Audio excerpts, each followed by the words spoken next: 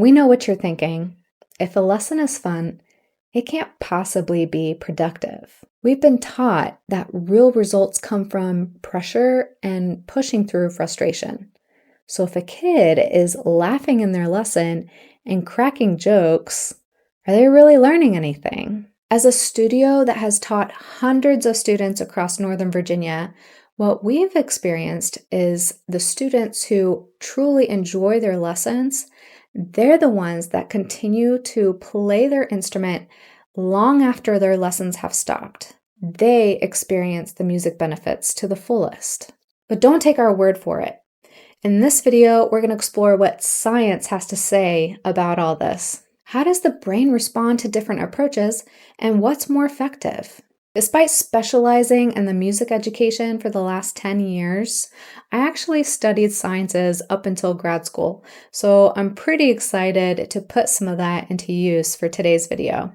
Let's dive in. So to understand what approach is most effective, we will first have to understand how the brain operates. One scientific principle that is backed by decades of research from neuroscience, behavioral psychology, and evolutionary biology is the brain is constantly seeking to increase pleasure and avoid pain. Did you know that the idea of seeking pleasure and avoiding pain has been around for almost 2,000 years? It started back in the 4th century BC with Aristotle, who wrote in his book that human beings are motivated by two things. They want to pursue pleasures and to avoid suffering. Now, fast forward to the mid-1900s and enter B.F. Skinner. He's a Harvard psychologist and put Aristotle's ideas into a lab. Skinner had a question that he wanted to answer, and that was, what if we could measure how pain and pleasure will affect behaviors? And he did answer that question using a box and a pigeon. Today we call this the Skinner box. It's a simple device with a lever and a food dispenser. And when the pigeon would peck on the lever, it would get a treat. The results? Skinner discovered that the how and when the reward was given totally changed how often the pigeon would peck the lever. The pigeon learned that the more it would do a behavior, it would get a reward. And the more they would do that behavior, they would get more of a reward. And with no reward or punishment, then the behavior would fade. Skinner went on to show that this principle constantly shapes human behavior. If something feels good, we'll do more of it. If something feels bad, then we're going to try to avoid it. And knowing how the brain works has transformed so many industries, from marketing to education to even how we train our pets. Now let's talk about how the brain responds to negative and positive stimuli through a music education lens. Pain's impact on the brain. So I had set up a marketing table at a local fair in our area to market piano and more services. And I was talking to a mom and telling her how our approach is a bit different. We try to make it fun. We want our teachers and our students to really connect and have a great time. So that way the student has really happy memories and will be a lifelong musician. And I asked her, what about you? Have you had any piano lessons when you were a child? And what was your experience like? And she was kind of surprised by my question, and she kind of stared at me blankly for a little bit. And then she was like, oh my goodness, it was terrible. Like, my teacher was mean and she would always compare me to my brother. And then she would tape this metal rod to my hand to force this technique. And honestly, I completely forgot about this whole experience. Like, I blocked this out. I'm just remembering this as I'm speaking with you. And that's an example of an overwhelmed nervous system. So much so that these defense mechanisms come in to block out painful negative experiences. And this can happen to a lot of people. When trauma overwhelms the nervous system, it causes a brain-body disconnect, leaving a person emotionally numb, detached, and feeling like they're living life from the outside. Some people even describe it as, I feel dead inside. And this can be a normal defense mechanism when trying to avoid a painful experience. It was painful enough for her to block out that memory. And notice, just because it was blocked doesn't mean that it disappears and goes away. As Dr. Kolk explains in his book, The Body Keeps Score, these painful experiences can be stored in your nervous system. They stay with us long after the experience has ended and can cause emotional, invisible suffering into adulthood. Unfortunately, piano lessons are notoriously known for being harsh. Teachers were judgmental, strict, and sometimes even mean. It's not uncommon for a piano teacher to have a ruler and to pop their students' hands whenever they're not using technique, or to pop them on the back if they're slouching and not having correct posture. So it's no surprise that when you ask almost any adult that had piano lessons growing up if they still play piano today, most of them say no. Could that stem from some of these common old school harsh tactics? Could it be negative feelings that have been encoded into their nervous system because of these negative experiences? And it makes sense, right? Why would anyone want to return to the piano or play it again if all they remember is a really stressful experience? And I have to acknowledge that fear-based methods, they can actually work, at least for a while. They can really help students to power through challenges and reach unimaginable goals. It might even help someone earn a scholarship or win a national competition. And I'm not saying anything is wrong with these goals. What I'm saying is don't use a fear-based approach to get there. As a studio who wants our students to be musicians for life, our main concerns are, does this stress and this pressure undermine the long-term game? Because the adults that still play today mostly play for their personal enjoyment.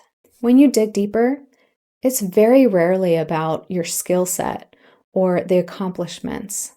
More so, it's about the pleasure that you get from playing your instrument. Now that we understand how a negative learning environment can actually hinder growth and overall benefits, let's take a look at positive stimulation and how that can fuel the brain. Pleasure's impact on the brain. Something our piano and more teachers do is create a lot of little wins early on in the learning process. And when I was teaching, I had this go-to song that sounded complex, but it was actually kind of easy to learn. And I would teach this to my students within the first 3 months of their lessons. And they loved it. They thought they were the bomb. Like they would just be playing it, and the parents would come into the room and be like, "Is that the teacher or you playing?" And they just loved it. They were thrilled, right? And some of them were so pumped up by this that they actually signed up for their school's talent show to play this song for their entire school. And one mom actually came back and told me this really cool story that happened to her. They were at the talent show and she was watching her son play the song on the stage in front of his class. And there was another mom in that class that also had a son that had been taking piano lessons for quite a while. And she came over to our student's mom and told her, "Your son, he did such a great job. He was so confident. You can tell he was loving it. How long has he been playing piano?" And the mom would be like, "Oh, it's been a couple of months." And the other mom that wasn't part of our studio, she would be like, "What? My son has been taking piano for years and I can't get him up on a stage." And so the mom from our studio told me the story and she was starting to wonder, like, is my son a prodigy? Is he actually really talented that he's learning so quickly and so fast?